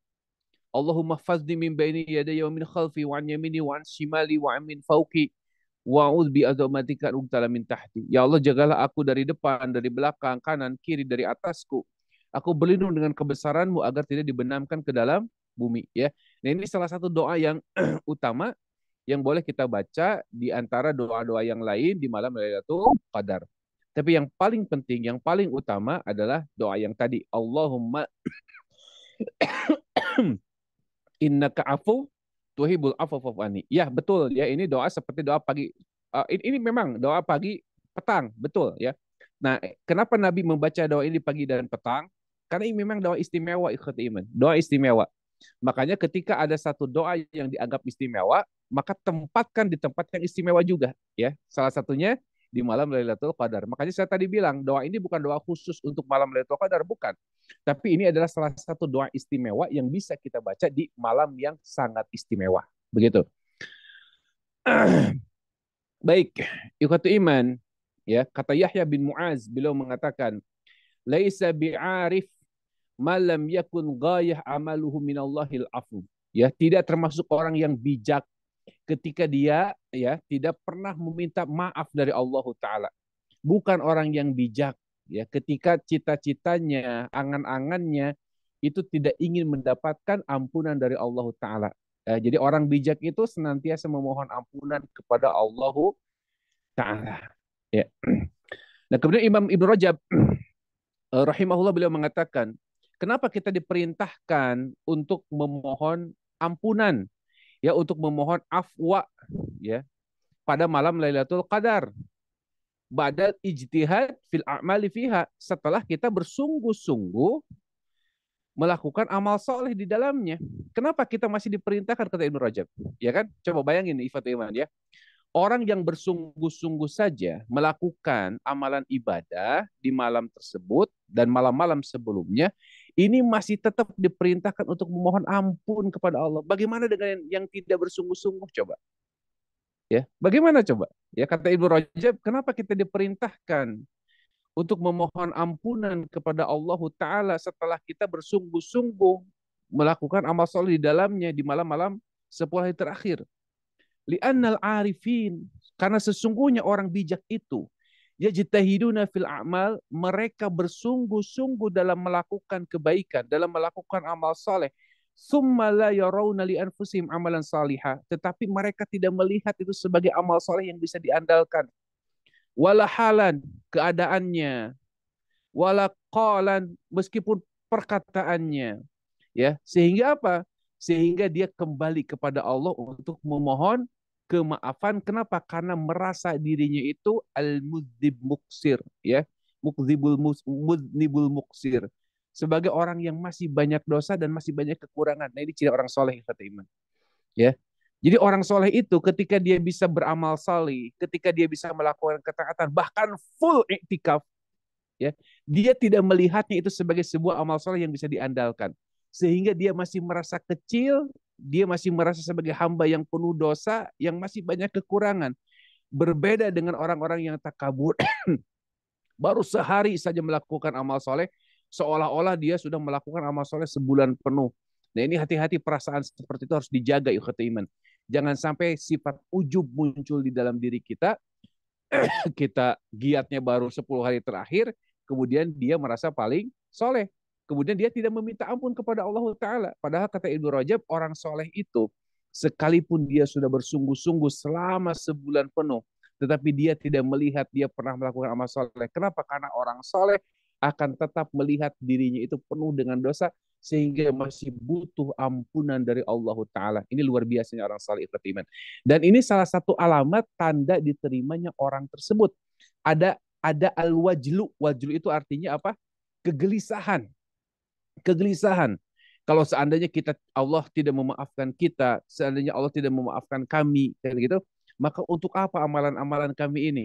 Ya, Allah tidak akan menerima amalan-amalan kami kalau Allah tidak memaafkan kesalahan-kesalahan kami. Inilah perasaan al-wajlu yang harus ditumbuhkan di dalam diri setiap kita, ya, insya Allah gitu. Nah, ikhwati iman azani Allah wa iyyakum ajma'in. Di antara tanda-tanda malam Lailatul Qadar yang tadi sebagian di awal sudah saya sampaikan, ya, yang paling populer,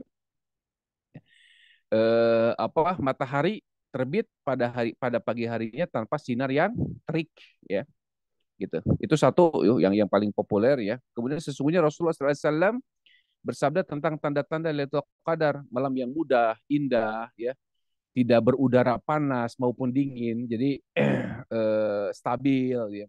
Matahari terbit di pagi harinya dengan cahaya kemerah-merahan yang tidak terik, ya. Jadi ini disahihkan oleh Al-Albani. Kemudian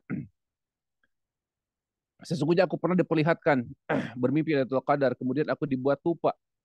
Dan malam itu, pada malam 10 malam terakhir, malam itu malam yang mudah, indah, tidak bersuara panas maupun dingin. Ini hadis-hadis yang menunjukkan tentang ciri-ciri malam Lailatul Qadar yang terjadi tadi malamnya. Ustaz. Nah, terakhir ikhwat iman, ini Assalamualaikum Ustaz. Iya.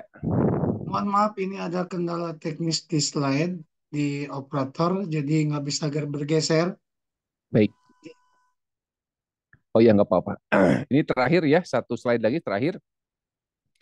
Ini para ulama mengatakan bahwa terkadang salah satu contoh Ibnu Taimiyah misalnya, terkadang Allah memperlihatkan kepada sebagian manusia dalam tidur atau dengan sadar, sehingga dia melihat cahayanya atau mendengar ada yang berbicara kepadanya bahwa malam itu adalah malam Lailatul Qadar. Ini mungkin terjadi ikhwati iman, ya, sebagai bentuk apa? Kemuliaan, karamah. Terkadang dibukakan hatinya menyaksikan apa yang menjelaskan terjadinya malam itu. Dan ini bisa melewati hal seperti ini, kata Ibnu Taimiyah. Kemudian kata Imam An-Nawawi, sesungguhnya dia diperlihatkan Allah telah memperlihatkan kepada siapa saja dari Bani Adam dengan kehendaknya setiap tahun di bulan Ramadan. Sebagaimana diperlihatkan kejadian-kejadian dan dikhabarkan oleh orang-orang saleh tentangnya.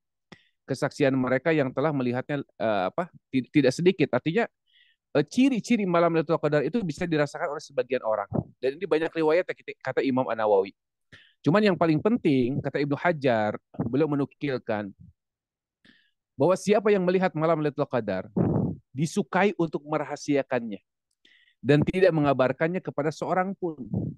Hikmahnya bahwa hal itu adalah karomah dan karomah sepatutnya dirahasiakan tanpa khilaf di kalangan para ulama. Jadi ini adalah pengalaman spiritual yang bersifat personal pribadi ya, sehingga hanya dia yang bisa merasakannya. Jadi kalau kita bisa merasakan tanda-tanda yang tadi ya kemudian kita bertepatan beramal saleh di malam tersebut, maka syukurilah. Ya kita minta hidayah kepada Allah. Mudah-mudahan dengan itu Allah berikan keistiqomahan kepada kita untuk bisa tetap teguh beramal saleh. Baik, itu saja mungkin ya yang bisa disampaikan. Mudah-mudahan bermanfaat ya. Silakan kalau ada yang mau dipertanyakan, mangga.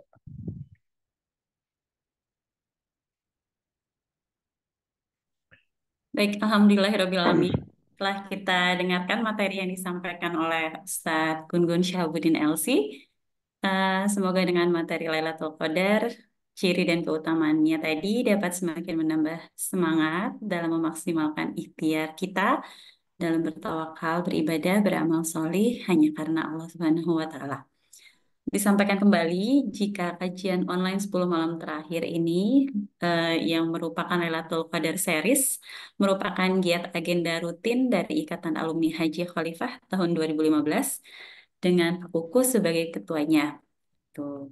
Dan pada kesempatan kali ini Khalifah Tour juga ingin kembali mengingatkan sahabat Khalifah tentang beberapa programnya, yaitu program Gebiar THR, temukan harga rendah, potongan harga hingga 2 juta rupiah dari program umroh musim baru di 1446 Hijriah nanti dengan tenggat waktu pendaftarannya di tanggal 20 April 2024 dan karena limited seat maka diharapkan untuk dapat menyegerakan diri melakukan pendaftaran dengan tidak lupa syarat dan ketentuannya berlaku.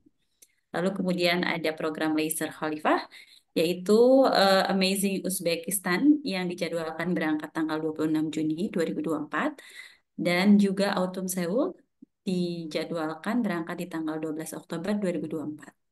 Dan tadi mungkin Bapak Ibu sahabat Khalifah juga melihat ada sekilas putaran video di mana merupakan giat Khalifah berbagi bersama Wakaf Salman, yaitu ukir kebahagiaan Ramadan di Palestina, sedekah berbagi iftar untuk Palestina, yang bisa disalurkan donasi terbaiknya melalui nomor rekening Bank Muamalat 113 001 1076 atas nama Mu dan Dea Triana Fauzi. Nah, berikutnya kita akan masuk ke sesi tanya jawab ya Ustadz ya. Baik, saya akan bantu bacakan untuk pertanyaannya. Bismillah. Dari Ibu Tintin Farida. Izin bertanya Ustadz, apa bedanya afu dan gofaro?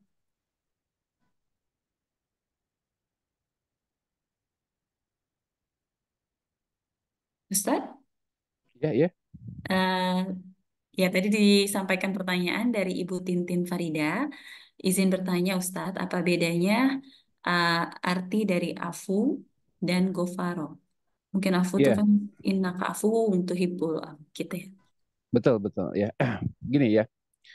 Kalau secara terjemahan antara afu dan gofar itu mirip ya, mengampuni.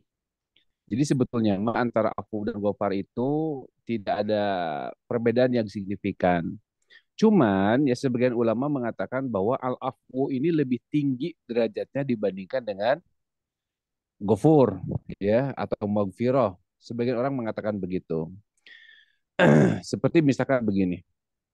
Kalau afu ini memaafkan dengan tanpa ada bekas di dalamnya gitu. Jadi afu ini memaafkan kemudian tanpa ada bekas seolah-olah dianggap tidak ada. ya, afu ini. Jadi benar-benar dihapuskan kembali semuanya, gitu. Ya. Sementara gofar, magfiro, tadi secara bahasa itu apa? Menutupi, ya. Seperti ini kepala ini kan tutup kepala ini kan ini peci. Nah kalau dipakai perang itu namanya migfar. Migfar itu helm yang dipakai untuk perang tidak hanya sekedar menutupi tapi juga melindungi. Tapi catatan keburukannya masih ada, kepalanya masih ada gitu. Walaupun tertutupi kepalanya masih ada gitu. Kayak tadi misalkan ya, orang itu melakukan dosa. Ya kita maafkan ya. Kita tidak akan ungkit lagi, tapi kalau sekali-kali kamu ini bisa dikeluarin lagi nih ya. Bisa berkas-berkasnya masih ada. Nah, sementara afu ini kata para ulama itu benar-benar dihapuskan secara totalitas. Tapi kan dua-duanya juga kita butuhkan. Nah, makanya kalau hanya secara bahasa, afu ini lebih tinggi. Tapi bagi kita, dua-duanya juga kita butuhkan, ya. Kita mau dapat afu atau mau dapat magfirah, itu dua-duanya kita butuhkan. Artinya ikhwat iman ini hanya sebatas bahasa saja. Ya walaupun sebagian ulama ada yang mengatakan afu jauh lebih tinggi daripada magfirah. Tetapi magfirah pun ya, magfirah pun itu sesuatu yang sangat kita butuhkan. Kenapa? Karena magfirah itu menutupi dosa kita walaupun catatannya masih ada, tetapi dengan kita mendapatkan magfirah, kita tidak akan mendapatkan akibat buruk dari dosa yang kita kerjakan. Allah taala alam. Itu mungkin hanya sebatas itu aja lah, apa sebatas pandangan dari sisi bahasa ya. Allah taala alam. Tapi secara esensi ya dua-duanya kita butuhkan, dua-duanya kita butuhkan. Nah, Allah taala. baik. Untuk pertanyaan berikutnya dari Kang Dea Khalifatur nih Ustadz. Ya. Ketika sedang itikaf, kita ikut sholat berjamaah tarawih di masjid. Sebaiknya untuk sholat witirnya, apakah setelah sholat tarawih atau di akhir nanti setelah sholat tahajud? Begitu, Ustaz. Gini, kalau kita sebagai makmum ya, kalau kita sebagai makmum maka ikuti ya, ikuti apa yang dilakukan oleh imam ya, hatta yang sarif ma'al imam gitu. Jadi kalau sekali lagi kalau kita sholat bersama makmum, kalau kita sholat bersama imam, kita sebagai makmum, maka ikuti apa? Ikuti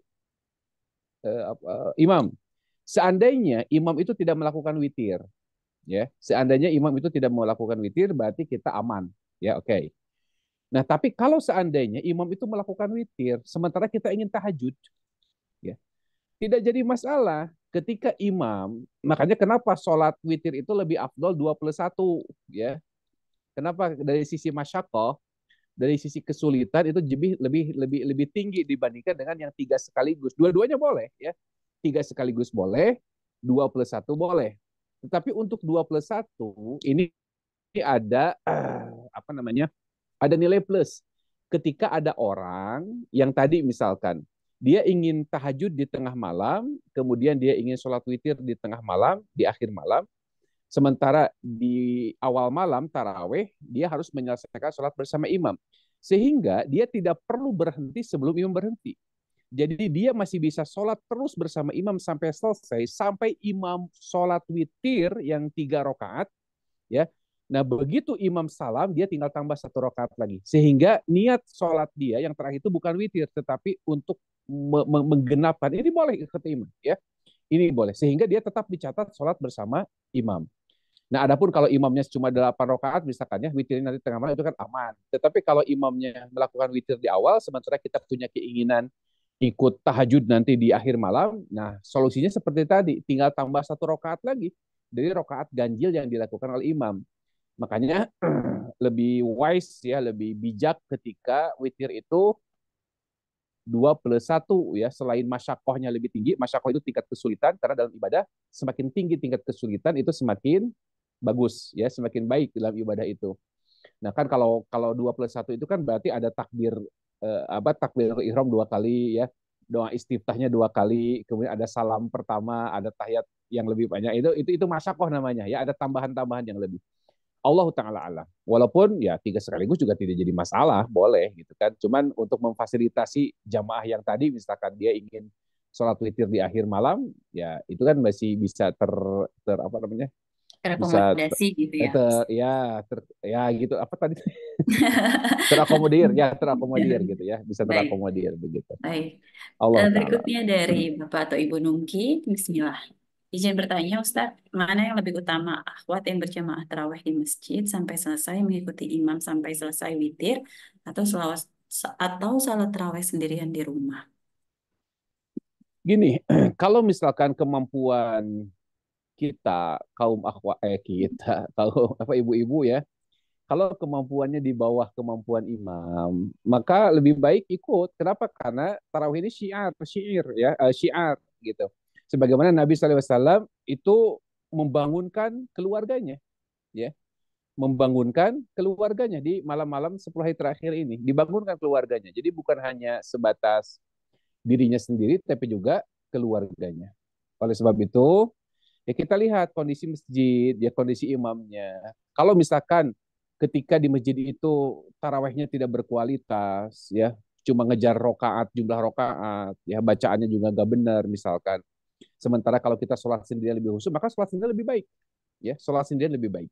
Tapi kalau kemampuan kita itu di bawah kemampuan imam yang ada, ya di masjid itu lebih bagus, ya lebih baik, ya bacaannya itu misalkan panjang karena sunnah sholat malam itu tulul qiyam, lama berdiri ditandai dengan apa, dengan bacaan yang panjang. Nah tentu itu jauh lebih lebih baik lagi. Betul secara umum bahwa soft perempuan itu di rumah kan gitu, tetapi untuk bulan Ramadan ada kekhususan sebagaimana Nabi tadi membangunkan para ahlinya, para keluarganya. Allah taala alam. Baik, Ustadz. Selanjutnya ada pertanyaan dari Ibu Yuniarti. Oh, cukup panjang, Pak Ustadz. Jadi izin membacakan dulu ya, Pak Ustadz. Ya. Assalamualaikum warahmatullahi wabarakatuh. Izin bertanya, pada malam Lailatul Qadar sudah 6 kali khatam. Tidak begitu terang malaikat naik Allah paparkan para malaikat ditetapkan pada malam itu. Orang yang kaya, orang bahagia, orang mati, atau orang hidup takdir seluruh alam untuk 1 tahun ke depan. Dan saya berdoa agar hidup lebih baik dan segera mendapat jodoh yang terbaik. Oh, soal jodoh, Ustaz. Hmm. Dan apabila jodoh sudah datang, di sana sudah salat istikharah, tetapi belum menunjukkan titik jodoh yang terbaik, sudah 3 orang yang berkenalan.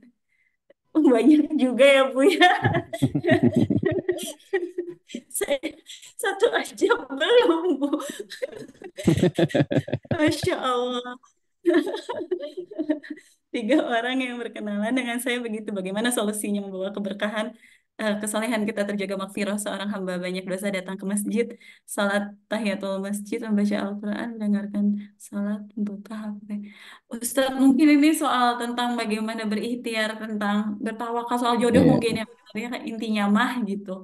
Iya, soal jodoh bisa membawa kepada kebaikan, ya menjaga kesalehan, ya karena jodoh itu kan itu, ya kata Nabi SAW, min sa'adatil mar'i, ya di antara tanda kebahagiaan seseorang itu adalah zaujah salihah, pasangan yang saleh, tu'inu ala umuri dinikum, ya yang bisa menolong kalian dalam urusan-urusan agama kalian, gitu. Makanya untuk mendapatkan jodoh ini tidak hanya sekedar kenalan, ya, tetapi juga istikharah, ya.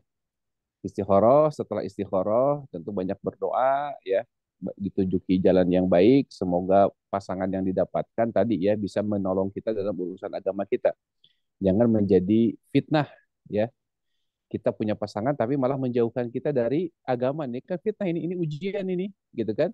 Nah, kita harus minta apa namanya, minta tolong petunjuk kepada Allah. Nah, salah satunya tadi misalkan dia dekat-dekat dengan Al-Quran, baca. Karena kan gini, kalau kita mensolehkan diri kita, maka Allah akan memilihkan pasangan yang soleh juga bagi kita. Ya. Amin. Jangan berharap minta pasangan yang soleh, tapi kalau kitanya belum soleh, ya gimana? Kan gitu. Ya. Begitu. Ya itu saja lah mungkin ya. Baik-baik, Ustadz. Saya coba cek lagi, khawatir ada pertanyaan yang belum tersampaikan. Oke, tadi Ibu. Baik, mungkin saya ingin mengomentari dari Ibu Mirni Lamid untuk info kajian online Lailatul Qadar ini bisa dimonitoring di sosial media Khalifah Tour. Kita rutin untuk mengupload informasinya. Sepertinya kurang lebih itu ya Ustadz ya pertanyaan-pertanyaan yang masuk. Iya, kurang lebih itu Ustadz. Masya Allah. Baik, mungkin Bapak, Ibu, sahabat Khalifah semuanya, Kang Dea dari Khalifah Tur telah memberikan informasi lebih lanjut perihal jadwal kajian online dalam rentang waktu 10 hari, dan ini sedang ditampilkan untuk kajian berikutnya yang adalah esok hari dengan tema Ramadan dan Al-Quran, dan pematerinya dengan Ustadz Ahmad Nail Abror yang insya Allah akan diselenggarakan di jam yang sama dari jam 9 sampai jam 11 malam. Baik, jazakallah khair Ustadz. Mungkin sebelum ditutup saya ingin kembali menyampaikan perihal eh, informasi kantor. Informasi kantor Khalifah, karena seringkali juga masih banyak yang belum tahu bahwa Khalifah Tour itu tidak hanya di Bandung, karena yang di Bandung itu merupakan kantor pusat di Jalan Brigjen Katamso nomor 11, tapi juga memiliki dua kantor cabang. Kantor cabang pertama ada di Tasikmalaya, Jalan Sutisna Senjaya nomor 109, dan berikutnya ada di kantor cabang Jakarta, Jalan Pemuda nomor 9, Gedung Grahamir, lantai 5. Lalu kemudian ada juga kantor perwakilan kita di Kota Jambi, yaitu di Jalan SK Raden Syahpudin, Mayang, Mangurai. Baik, tidak terasa sudah di penghujung acara. Oleh karena itu, untuk menutup majelis ini, mari kita ucapkan Alhamdulillahirabbil alamin dan doa kafaratul majelis. Subhanaka Allahumma wa bihamdika asyhadu an la ilaha illa anta astaghfiruka wa atubu ilaik.